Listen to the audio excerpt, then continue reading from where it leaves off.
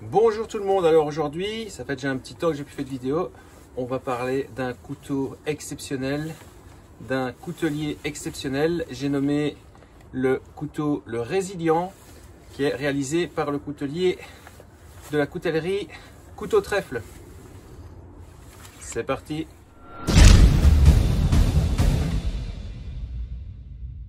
Alors donc Thierry de Rosières, c'est celui qui a créé la coutellerie donc Couteau Trèfle.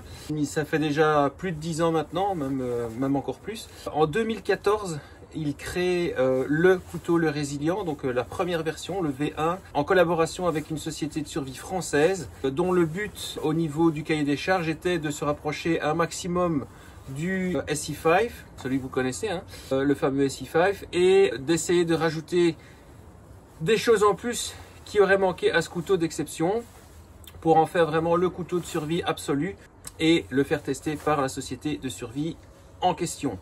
Après avoir réalisé les premiers plans, les premiers projets, etc., la société de survie en question a testé ce couteau, l'a retourné dans tous les sens, aussi bien au niveau des tests vraiment de solidité qu'au niveau des tests de coupe, qu'au niveau des tests d'humidité et sur le terrain, et il en est vraiment ressorti que c'était un couteau exceptionnel.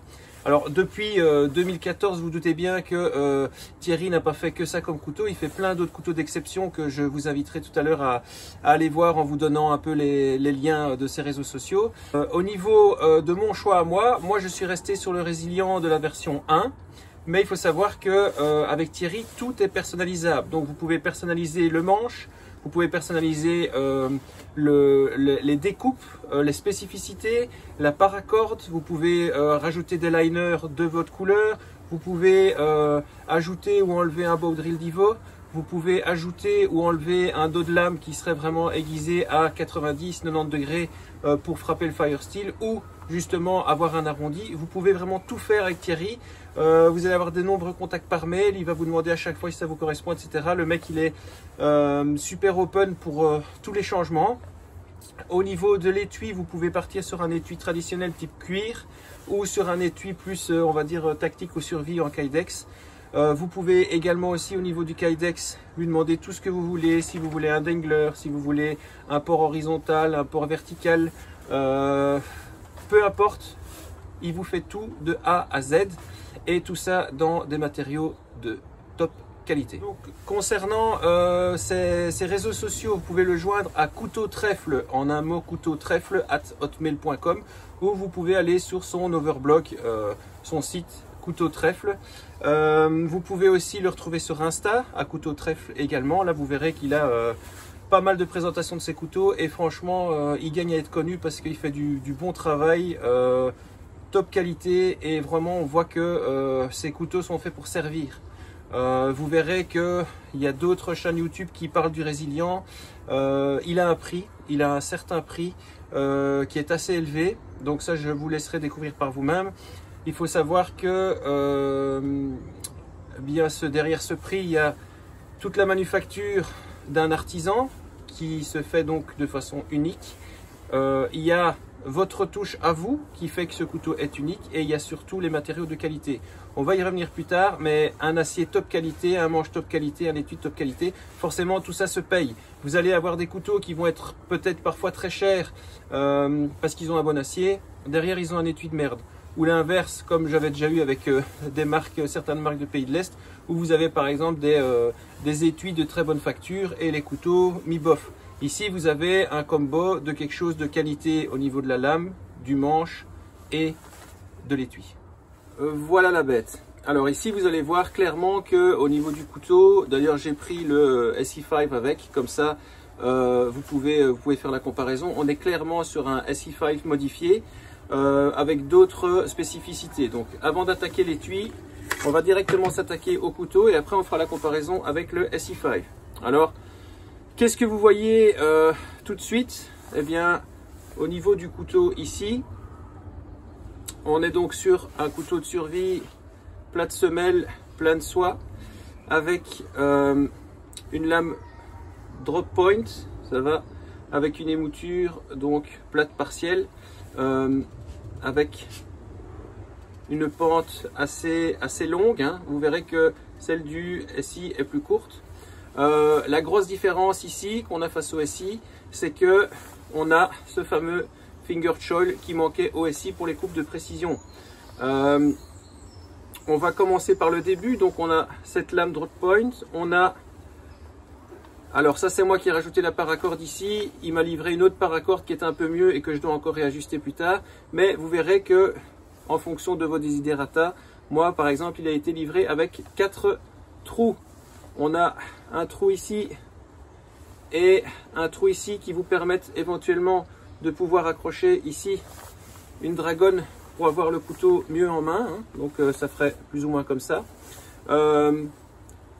Ici pareil, en fonction de l'angle que vous voulez avoir avec la dragonne, ça permet éventuellement aussi de pouvoir accrocher le couteau au bout d'un épieu ou d'un bâton pour faire quelque chose de plus long. Alors vous avez un trou plus gros qui sert pour le fire steel. Alors moi je l'ai demandé comme ça, je l'ai testé, ça fonctionne. J'avais également demandé ici un tranchant, ici un dos de lame à 90 degrés et je préfère l'utiliser comme ça. Alors c'est sûr que vous savez toujours que quand on frotte ici, ça fait toujours un peu de traces. C'est pourquoi, encore une fois, je vous dis d'utiliser un grattoir avec un fire steel. Si vous n'en avez pas, ça fait le travail. Ça fait le travail également ici. Donc il n'y a aucun souci à ce niveau-là. Alors l'acier, c'est un acier RWL34 dont on va parler beaucoup après. Vous voyez que le couteau, comme c'est une pièce unique, il est frappé à l'effigie de la coutellerie couteau trèfle et alors vous avez le numéro de fabrication unique. Vous pouvez tout choisir. Donc moi ici le but c'était pas d'avoir un couteau de pantin, c'était d'avoir un couteau de survie que je retrouve facilement dans les bois quand je donne mes cours. Donc je voulais quelque chose de voyant. C'est pour ça que j'ai choisi un manche en G10 orange avec des liners vert fluo. Vraiment très voyant, de loin c'est vraiment impeccable. Donc ça, plus le fait que l'acier ici est arrivé polymiroir. Bon, il est un tout petit peu moins miroir maintenant parce que j'en ai déjà foutu plein sa tronche. Mais c'est un couteau qui se voit très bien. C'est un couteau qui va vous permettre aussi de faire une signalisation au niveau visuel pour tout ce qui est héliporté et secours aérien. Ensuite, j'avais demandé de maintenir le bow drill d'Ivo comme dans la version 1. Vous verrez qu'il est beaucoup plus profond encore que le SI5. Alors j'avais déjà parlé d'un autre couteau qui avait le bow drill d'Ivo par rapport au SI5 qui était mal fait. Le SI5 a un bow drill d'Ivo qui est bien fait mais qui n'est pas très profond. Donc quand on est fatigué, qu'on a un peu de moins de maintien, parfois la drille lâche. Avec ici la profondeur que vous avez là, on n'a aucun souci pour tenir la drille, donc ça c'est super. On a une accroche avec 2 rivets. Alors évidemment ça aurait été bien d'en avoir 3 s'il y en a un qui lâche. Il faut savoir qu'en survie, comme de toute façon on est en plein de soie, si jamais les plaquettes devaient lâcher, j'utiliserai le couteau comme ça avec de la paracorde. Et bien sûr il ne savait pas mettre 3 rivets puisque j'avais demandé le bow drill d'Ivo ici. J'avais également demandé, en plus du trou ici, une arête saillante à ce niveau-là pour pouvoir aussi gratter le fire steel comme ça ou pour pouvoir gratter du bois ou de la résine, peu importe, ce qui fonctionne très bien. Alors vous avez vraiment la prise normale comme ça et ici vous voyez que vous avez une petite bosse. Alors cette petite bosse, elle doit vous rappeler le couteau Fox, le Fox Parent, qui a aussi une petite bosse comme ça qui tient vraiment bien le pouce pour des coupes normales. Pour des coupes de précision, on passe la bosse et on va sur le jimping plus loin. Et ici, on a vraiment une super prise. Alors souvent, les finger choil, pour moi, ils sont pas assez profonds. Et donc, on a toujours, parfois, cette peur de se blesser. Ici, quand le doigt est dedans, vous voyez à quel point c'est profond. On n'a vraiment aucun souci de se blesser. Et avec le jimping sur le dessus, on a vraiment cette prise pour des coupes de précision qui sont géniales. Le couteau, on verra, il a quasi les mêmes proportions que le SI5. Je pense qu'il est 1 mm moins épais. On va voir ça tout à l'heure. Mais ça reste un couteau qui est vraiment très brut, très lourd. On a quand même une bonne inertie au niveau de la lame parce que la lame est lourde et ça rentre super bien. La pointe est très épaisse, donc on n'a pas peur de venir piquer et même de soulever avec. Moi j'ai rajouté cette paracord-ci en attendant de faire les différents tests. Après je verrai si je mets l'autre. Mais vraiment du travail de qualité. Alors bien sûr, on voit parfois à 1 mm près des petites choses comme, je ne sais pas si vous le voyez ici, qui sont, voilà, j'ai envie de dire que c'est ça qui fait que c'est un couteau artisanal, c'est que c'est pas parfait à 200%, c'est parfait à 199,99%. Par contre, les finitions des liners sont exceptionnelles, c'est super bien collé, c'est super bien fini. Les rivets, pareil. Les courbes et les superpositions plaquettes, couteau et liner sont hyper droites. C'est vraiment du travail de qualité. Ça, c'était vraiment pour le couteau même. On va parler de l'acier après. Le manche en G10, je n'en parle plus. Vous savez ce que c'est. Vous savez que c'est stable et que c'est solide pour un couteau de survie. Voilà, donc ça, c'est vraiment au niveau couteau. Alors, au niveau de l'étui, donc moi, j'avais demandé un étui Kydex avec un relevé pour le pouce pour l'ouverture à une main.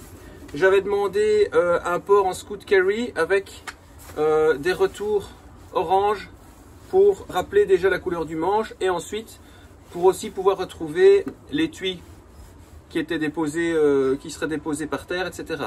J'avais également demandé ici un trou plus bas pour pouvoir faire une accroche cuisse au cas où je le tiens longtemps à la journée et que je ne le porte pas en scoot carry par exemple, hein, parce que ça m'arrive parfois aussi de pouvoir le porter en horizontal comme ça en rajoutant une lichette. Donc ça c'est bien aussi. C'est bien aussi pour pouvoir faire un port inversé. Et donc vous voyez qu'il a respecté tous les cahiers des charges, à savoir que ici le Kydex est super bien fini. J'ai mon ouverture unique au pouce que je peux faire à une main. J'ai une super bonne rétention et donc ici on a, comme ce couteau est porté comme ça sur ma ceinture, on a des accroches en Kydex qui sont serrées de ce côté-ci et qui sont reliefées ici pour pouvoir mettre le passant ceinture. On a ensuite des rappels de couleur à l'intérieur du Kydex qui sont sympas aussi. Et ici, en bout, on a le trou pour l'humidité que j'ai testé et qui fonctionne très bien. Donc, Kydex, produit fini vraiment top, très bien conçu. Je suis vraiment très content de cet achat. Alors il n'y a pas que des qualités, il y en a énormément. Je dois me faire aussi l'avocat du diable pour que vous ne pensiez pas que c'est parce que je l'ai acheté et que tout est beau, tout n'est pas beau. Non, le couteau est exceptionnel, le Kydex est exceptionnel. Par contre, avec le prix qu'on paye, ben, parfois on peut se dire ça va arriver dans une petite boîte dorée avec un petit mot doré avec des fleurs à mon nom en me disant merci, etc. Ici, il est arrivé dans une boîte, genre ancienne boîte à chaussures, très bien sécurisée avec tout un tas de cartons et de plastique à l'intérieur. Quand il est arrivé, il était légèrement sale. Alors, j'en ai parlé avec Thierry. Ben, Thierry, il a souvent ses mains sales et quand il fait des couteaux, ben, il emballe des couteaux, il continue. Donc, j'ai envie de dire, ça fait partie de l'artisanat du truc. Ne vous attendez pas à recevoir un couteau qui brille quand il arrive. C'est un couteau qui est fait par un artisan coutelier et qui est fait pour en prendre plein la tronche. Donc, si vous faites abstraction du packaging quand ça arrive et éventuellement que vous le frottez après, et bien après vous avez plus que des avantages. Voilà. Donc ici, on était sur un couteau résilient de version 1, vous avez les résilients de version 2 où ils ont retiré le bow drill d'Ivo, ils ont rajouté ou retiré des choses. Vous avez le résilient survitaminé avec une lame qui est presque grande comme un Easy Wound Glass. Donc moi ici ça c'est ce que moi j'ai choisi. Maintenant on va le comparer un peu, pas au Fox Parent parce que dans le Fox Parent il n'y a vraiment que la remontée de lame ici au-dessus du jimping qui était nécessaire pour ce couteau. Par contre, on va vraiment le comparer au SE5 puisque c'est de là qu'il vient au final, hein, puisque je vais pas cracher sur le SI, c'était un de mes premiers, vous savez à quel point je l'aime. Donc voilà. Avant ça, on va parler de l'acier RWL34 parce que c'est important. L'acier RWL34, comme vous l'avez vu ici sur le couteau, déjà bon c'est un acier inoxydable, c'est un acier qui est vraiment fait pour être poli également et clair. Alors d'où il vient cet acier RWL34? Il faut savoir que à l'époque, il y avait un coutelier américain qui était assez révolutionnaire au niveau de tout ce qui était utilisation d'acier pour ses couteaux. Il voulait à chaque fois le meilleur, etc. Et donc il a fouiné et il est tombé sur un acier qu'on appelle l'acier ATS34, qui était un acier japonais qui était utilisé à la base par la société japonaise Kobe Steel japonais. Il a récupéré cet acier-là qui n'était à la base pas un acier pour couteau pour ses couteaux et bien sûr il s'est fait connaître. Il était déjà connu pour plein de choses, mais il s'est fait connaître dans le monde entier. Des États-Unis à la Suède, il n'y a qu'un pas. Et le directeur de la société Damas Steel, que vous connaissez tous, qui est une société qui est connue pour ses aciers de qualité, a repéré cet acier ATS34 qui avait été importé du Japon aux États-Unis par le coutelier américain qui s'appelle Robert W. Loveless, RWL. Et donc il s'est dit, ben voilà, moi je vais récupérer cet acier qui est un acier formidable, et comme c'était un acier ATS34, eh bien je vais le renommer RWL34 en hommage, puisque maintenant il est décédé, mais à l'époque pas, mais en hommage au coutelier américain qui a trouvé cet acier. Alors il faut savoir que cet acier est magnifique. C'est un acier donc, qui est issu de la métallurgie des poudres. Donc il est réalisé par fritage. Alors fritage, c'est quoi la grosse différence? C'est qu'au final, on chauffe la poudre jusqu'à fusion pour obtenir la lame. Après, il y a des traitements thermiques spécifiques, etc. pour obtenir une lame de vraiment bonne qualité. Alors la qualité principale de ce couteau, c'est déjà le fait qu'il soit inoxydable. On a aussi du molybdène et du vanadium dedans. On l'appelle aussi acier martensitique, je pense. Et ce qui en fait un acier inox de très bonne qualité. Donc ça, c'est du full inox. On n'est pas sur de l'à peu près. Donc ça, vous le tapez dans l'eau, il n'y a aucun souci. L'acier est très dur. Alors heureusement ici il est dur, mais il a quand même une certaine souplesse, parce que pour moi 60 HRC c'est trop. J'aime bien des couteaux qui sont un peu plus souples, comme le 1095. Mais franchement pour l'instant j'ai aucun souci avec ça. Donc on a un acier qui est quand même relativement dur. L'avantage c'est qu'il a un très bon maintien de tranchant. Et alors le plus gros avantage aussi, c'est que la plupart du temps quand on est sur des aciers inox avec un bon maintien de tranchant, ils sont super chiants à aiguiser ou à ravoir sur le terrain. Alors ici, je ne l'ai pas encore, j'ai pas encore dû le ravoir sur le terrain, parce que comme il garde son tranchant très longtemps, je ne sais pas encore vous dire comme ça, mais en tout cas, sur papier, l'avantage de cet acier-là, c'est qu'on peut le réaffûter facilement sur le terrain aussi. Donc on verra bien. Ici, donc, ce que vous devez savoir, c'est que ce qui justifie le prix aussi, donc c'est la qualité du manche, la qualité, etc. Et l'acier, c'est vraiment l'acier, un des aciers les plus top du marché, RWL34, Robert W. Loveless, qui avait découvert l'ATS34 de la société Kobe Steel japonaise. On a fait le tour, on va passer aux comparaisons. Alors au niveau des comparaisons, on va déjà pas comparer les étuis qui sont en Kydex tous les deux et qui ont des ports différents, mais qui sont tous les deux très efficaces. On va d'abord comparer les lames. Alors je les mets l'un à côté de l'autre. Vous voyez que comme je vous avais dit, au niveau des lames, eh bien, dans la descente de lame de l'émouture plate partielle, eh bien, vous avez ici une plus grande portion que ici, ce qui permet à la lame d'être plus affinée et plus tranchante au final que le couteau ici qui est un peu plus épais à ce niveau-ci qu'à ce niveau-là. Donc ça, c'est pas plus mal. Au niveau des pointes, eh bien, vous avez les mêmes pointes. Au niveau de la largeur, vous pouvez voir que, alors le coating noir, on a l'impression qu'il est beaucoup plus épais, mais il n'y a que 1 mm de différence. Au niveau de la lame, eh bien, vous voyez que quand je fais comme ça et quand je fais comme ça, hop, voilà, la lame est légèrement plus grande. Le drop point est légèrement plus arrondi, donc ici il a une pointe qui est un peu plus pénétrante, celui-là est une pointe un peu plus arrondie. On a jimping des deux côtés au niveau de la prise comme ça, juste que au niveau des manches c'est presque un copier-coller aussi, mais voilà, vous voyez que le manche de celui-ci est un petit peu plus court, voilà. Et alors ici vous avez une garde que vous avez moins prononcée ici, qui peut être utilisée pour les coupes de précision avec un peu moins de précision, et ici vous avez la bosse du parent, du Fox parent, avec la prise en finger choil. Voilà, ça c'est vraiment un avantage certain. Ici vous avez le bow drill Divo qui est au centre et ici vous l'avez décalé. Alors le fait d'être décalé c'est pas mal parce que ça permet d'avoir 3 points d'ancrage pour les rivets. Donc voilà, maintenant d'avoir essayé celui-là et celui-là, ici comme quand on le prend il est légèrement décalé, c'est plus difficile de maintenir la drille en place. Ici on est vraiment au centre de la paume de la main quand on le met, donc il n'y a aucun souci de ce côté-là. Donc ici on a vraiment 2 couteaux exceptionnels. Là on est sur un acier qui n'est pas inoxydable avec un coating tactique qui va au bout d'un moment s'user, donc il ne faudra pas oublier de sécher la lame. Ici on est sur un full inox, mais les 2 couteaux sont vraiment exceptionnels.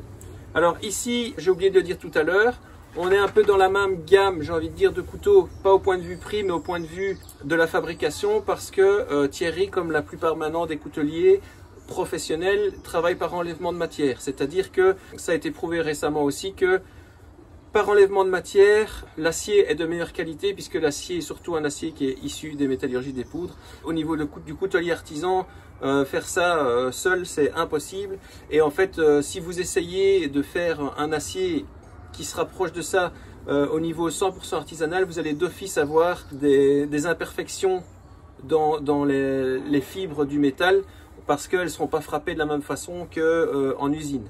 Donc ici, il reçoit les barres d'une société spécialisée dans le RWL34 et c'est lui qui fait les découpes, qui fait les traitements thermiques, qui fait tout le reste. Mais l'acier qui arrive est déjà d'extrême qualité. Ce qui en fait pour moi un plus. C'est un peu moins artisanal que le coutelier qui va frapper sur son enclume toute la journée, mais ici ce sera plus dur et de meilleure qualité. Donc voilà, ici on a vraiment quasi 2 couteaux pareils avec franchement quelque chose vraiment en plus ici et la petite bosse du Fox parent. Donc voilà, vraiment super cool. On va voir maintenant si il est à la hauteur au niveau des tests de survie, Firesteel et compagnie, et puis on en restera là. Voilà, on va pas jouer, on va pas perdre son temps. Ok, vous voyez la pièce? Vous voyez la pièce? Et on va s'y mettre. Alors on va se mettre comme ça vous verrez bien. Et c'est parti. Et de 1.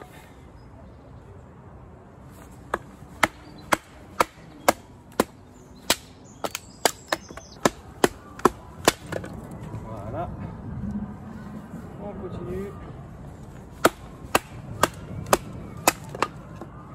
Là vous voyez que je me tape vraiment des nœuds énormes. Et ça rentre très très bien. Là on est dans le cœur.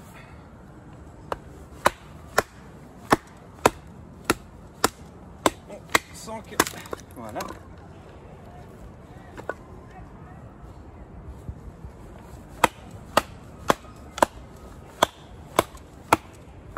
Là je suis en plein dans un nœud, mais je vais lui faire sa race. Attention. Voilà. On y est presque. Voilà. Hop. J'ai pas menti. Regardez-moi ce nœud de merde. Et on est toujours sur un tranchant exceptionnel. On n'a rien défrité. C'est lisse comme un miroir. C'est parfait. Vous voyez que voilà, en une bûche, ce qu'il y a moyen de faire. On va voir maintenant au niveau de la coupe de précision. Incroyable. Alors, petite précision aussi. Vous verrez sur d'autres sites de certains confrères que je ne citerai pas qui ont acheté ce couteau-là en disant qu'il est tellement cher qu'ils préfèrent le laisser dans une vitrine. De grâce, ne faites pas ça. oui c'est cher. Vous avez des couteaux TRC à 450 € qui sont chers aussi et qui sont utilisables sur le terrain. Donc faites-moi plaisir, si un jour vous économisez pour avoir un couteau pareil, bah, utilisez-le sur le terrain, ça vous reviendra moins cher que de le laisser dans une vitrine et de le regarder alors que ce pauvre couteau demande qu'une chose, c'est de venir frapper du bois. Un couteau c'est fait pour servir, c'est un outil. Avec tout le respect que je lui porte, eh bien, si Thierry a décidé de me faire un couteau, et si j'ai décidé qu'il m'en fasse un, c'était pour que ça serve. Donc, ne laissez pas ça de grâce dans une armoire. Faites-lui goûter le bois. Faites-lui goûter le bois. Merci pour lui.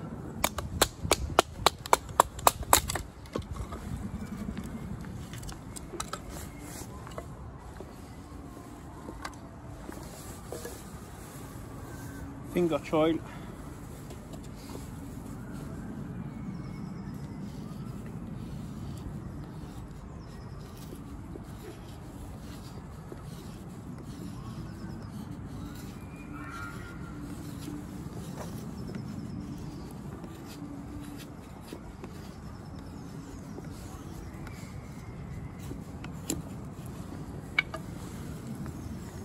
Voilà déjà ça.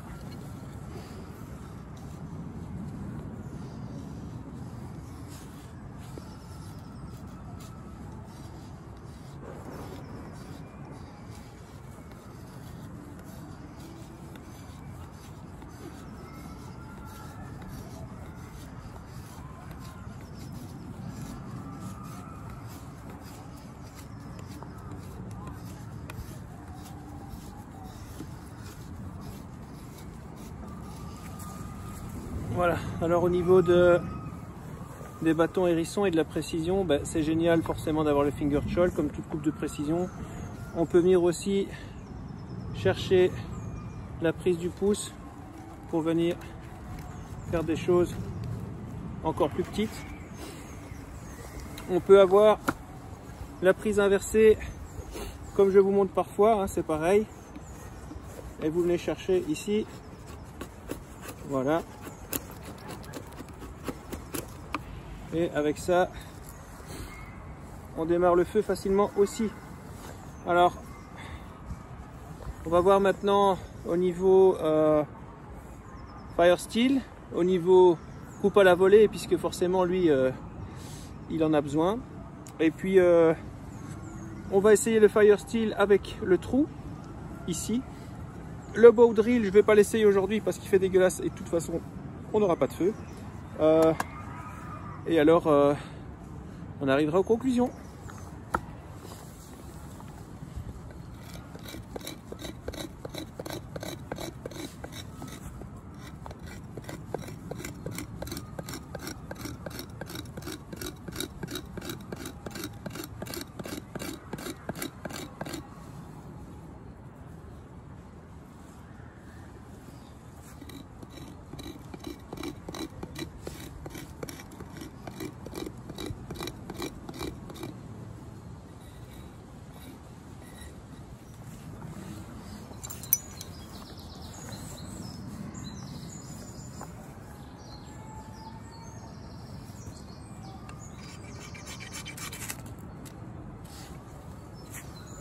Voilà, dos de la lame, nickel.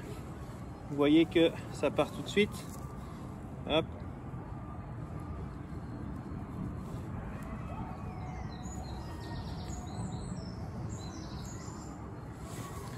Mon feu est parti. Voilà, donc bien sûr, tellement tranchant que quand je gratte l'écorce de bouleau, c'est un plaisir. Alors on a ici, pour faire le feu. Maintenant, je vais le remettre à l'étui. Hop. Alors, j'ai ce côté-là aussi. Voilà, je ne sais pas si vous voyez. Ce côté-là qui arrache vraiment. Et alors, pour ceux qui sont fans, on le prend ici et hop, voilà. On le fait tirer comme ça Ça décroche pas mal d'étincelles aussi. Alors moi je suis pas fan parce que j'ai pas l'habitude de l'utiliser comme ça, que parfois j'utilise des Firesteel qui sont beaucoup plus gros. Par contre, ici si vous vous souvenez, mon fameux amour de jeunesse, le Tops Bob, que j'ai tant dénigré et que je continue à dénigrer puisque je reste sur mon point de vue, il avait ici un espèce de grattoir de merde qui fonctionnait pas. Ici ça fonctionne très bien, que ce soit par là pour ceux qui aiment ou par ici, ça fonctionne très bien. Je remonte, hein. Hop, ici, voilà, et bien sûr sur le dos de lame. Donc, eh bien, le test du Firesteel est réussi. On a 3 façons de pouvoir claquer le Firesteel. Une façon sécuritaire, 2 façons sécuritaires dans le trou et via le talon dépassant. Et quand on est un peu plus aguerri et qu'on n'a pas peur de se couper, via le dos de la lame. Le test est concluant et est efficient. Voilà, maintenant on va voir au niveau coupe à la volée. Alors, vous allez voir que souvent, je ne mets pas la dragonne que j'ai ou je ne mets pas de gants. Il est évident que c'est pour des raisons de facilité pour moi, pour devoir à chaque fois appuyer sur l'enclenchement de la caméra avec des gants, c'est la merde. Donc je ne mets pas les gants en vidéo. Quand je suis sur le terrain seul ou avec les apprenants, on va toujours mettre les gants pour des raisons de sécurité. Ici on est sur du bois qui est bien mort, qui est bien dur, et on va voir combien de temps ça va prendre et si c'est facile ou pas. Ici j'utilise ma dragonne, donc je peux prendre le couteau dans le premier tiers pour avoir encore plus d'inertie. Très vite on sent le poids de la lame, hein, qui rentre toute seule, et comme le couteau est super bien aiguisé, super bien affûté, et bien voilà, c'est assez facile. Vous voyez quand même que on est sur un beau diamètre et le bois n'était pas pourri, loin de là. Voilà, rien à dire, impeccable. Ça taille, ça frappe le Firesteel, ça découpe. Alors si je devais trouver encore peut-être un mini point négatif, mais c'est vraiment juste pour essayer d'en trouver, c'est que je pense que à cause du talon dépassant qui est forcément un petit peu plus saillant, si je devais passer ma journée sans gants, ce qui ne serait pas le cas, mais à faire des coupes à la volée, peut-être qu'au bout d'un moment il y aurait un petit peu un hotspot à ce niveau-ci. Par contre au niveau du manche, contrairement au SE5 que j'ai dû raboter un peu parce qu'il était fort droit, ici Thierry a déjà fait le travail et les bords sont arrondis, donc on n'a aucun hotspot sur le couteau. C'est vraiment un bel outil, tout simplement. C'est ici que se termine ma vidéo sur le Résilient. Donc couteau trèfle Thierry Drosière, un coutelier très sympa qui gagne à être connu. Allez faire un tour, même si vous ne comptez pas acheter, allez faire un tour sur son Insta couteau trèfle. Allez faire un tour sur son overblock couteau trèfle. Renseignez-vous sur le Résilient, mais il y en a plein d'autres. Des couteaux pour motard, des EDC, des couteaux bushcraft. Comme je vous disais la dernière fois, ça m'arrive de regarder des réalisations de couteliers, et souvent, je suppose comme vous aussi, il y a toujours un moment où on se dit ouais, celui-là j'aime bien, celui-là j'aime moins. En fait avec Thierry, il n'y a pas beaucoup de couteaux que j'aime pas, donc on est vraiment sur la même longueur d'onde au niveau des couteaux, au niveau de la réalisation des couteaux. C'est des couteaux, comme je vous ai dit, qui sont faits pour servir. C'est des couteaux qui sont pas bon marché parce qu'ils sont dans des matériaux de qualité. Donc couteau trèfle, allez-y. Ici on était sur un couteau personnalisé et personnalisable, le Résilient version 1. Vous avez plein d'autres versions, il faut aller voir aussi. J'espère que cette vidéo vous a plu. Si elle vous a plu, eh bien je vous encourage à mettre un petit pouce vers le haut, ça fait toujours plaisir. Si vous n'êtes pas encore abonné à la chaîne, eh bien abonnez-vous, parce que il va encore y avoir pas mal de vidéos qui vont suivre. Parfois des vidéos même un peu moins de couteaux, un peu plus de survie maintenant. Et puis Surtout, allez voir également mon site woodknifesurvival.com. Le site va changer. J'ai le plaisir de vous informer que énormément de gens me demandent depuis le début de pouvoir faire des week-ends survie. Jusqu'à présent, c'était pas possible. Eh bien, ça va changer tout ça. Il va y avoir des week-ends. Il va y avoir parfois même 2-3 jours vraiment en mode survie, en mode dégradé. Il y a pour tous les goûts. La seule chose, c'est que comme dans toutes les écoles de survie, ben bien sûr, avant d'apprendre à voler, il faut avoir des ailes. Donc, il faut suivre le premier niveau pour accéder au deuxième, pour accéder au troisième. Ce qui est logique pour votre sécurité et pour vos connaissances. Voilà. Mais à partir de maintenant, les week-ends Wood Knife Survival vont voir le jour. Vous allez apprendre comme vous n'avez jamais appris. Vous allez avoir une richesse d'informations qui est énorme.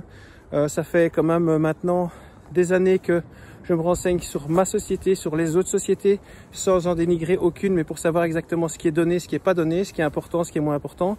Je me suis fait ma sauce à moi et en sortant d'ici, il n'y a pas beaucoup de choses que vous ne maîtriserez pas au niveau théorique. Et au niveau pratique, vous aurez toutes les pistes pour maîtriser. Voilà. Si vous pensez que je raconte des cracks, je vous attends dans mon école.